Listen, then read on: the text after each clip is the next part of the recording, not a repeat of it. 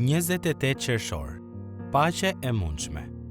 Nëse është e mundur, për çfarë varet prej jush, jini në paqe me të gjithë njerëzit. Romakëve 12:18. Bibla është një libër jashtëzakonisht praktik. Urtësia e saj është një herazi e pasur dhe realiste, dhe sa më gjatë të jetojmë, aq më kuptimplot e dëgjojmë të na flas në çdo situatë. Ndërsa plakemi, shumë prej nesh kuptojnë se prindërit tanë shpesh kishin të drejtë në paralajmërimet dhe urtësinë e tyre. Dhe ndërkohë që ecim në dritën e fjalës së Perëndis, ajo do të vërtetohet si e drejtë në kohën e duhur, çdo herë. Pali e shfaq këtu këtë urtësi të përjetshme dhe realiste. Nga njëra anë, kjo tingëllon si thjeshtëzuese. Mjafton të përpiqesh të jesh në paqe me të gjithë. Nuk është e vështirë ta kuptosh. Mirë po, ai nuk po thot vetëm këtë. Udhëzimi paraprihet nga dy sqarime.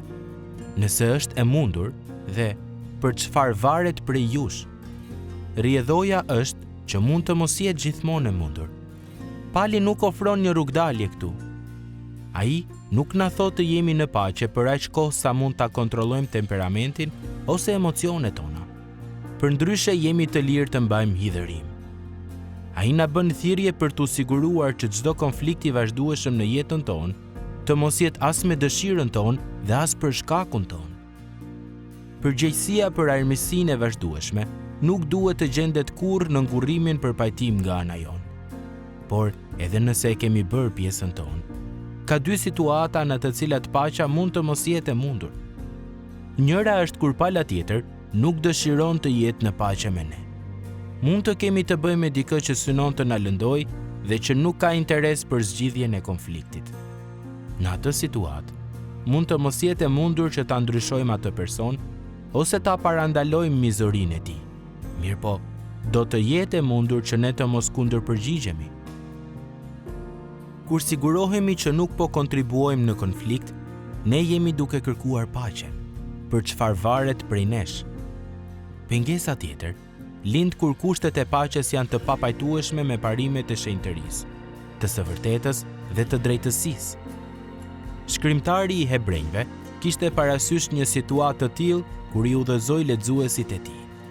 Ndiqni paqen me të gjithë dhe shenjtërimin, pa të cilin asnjë nuk do ta shikojë Zotin. Hebrejve 12:14. Këto nuk janë dy udhëzime të ndara. Përpjekjet tona për paqe dhe për shenjtëri nuk duhet të na çojnë në drejtime të ndryshme. Kërkimi i paqes nuk duhet të bëhet kërkimi i paqes me çdo çmim. Disa prej nesh duhet të kenë kujdes që mos pëlqimi për konfliktin dhe ballafaqimin të mos na shtyjë të ndjekim paqen me çmimin e drejtësisë. Ju nuk mund të ndryshoni një zemër. Kjo është punë e Zotit. Ju nuk duhet ta komprometoni integritetin tuaj. Ky është shqetësimi kryesor i Zotit. Mirëpo Perëndia po ju jep një urdhërim. Aq sa varet prej jush, kërkoni paqen. A keni nevojë që sot të nxiteni nga ky urdhër për t'i zbutur fjalët tuaja, për të ndryshuar sjelljen tuaj, ose për të hedhur hapin e parë drejt zgjidhjes së një konflikti?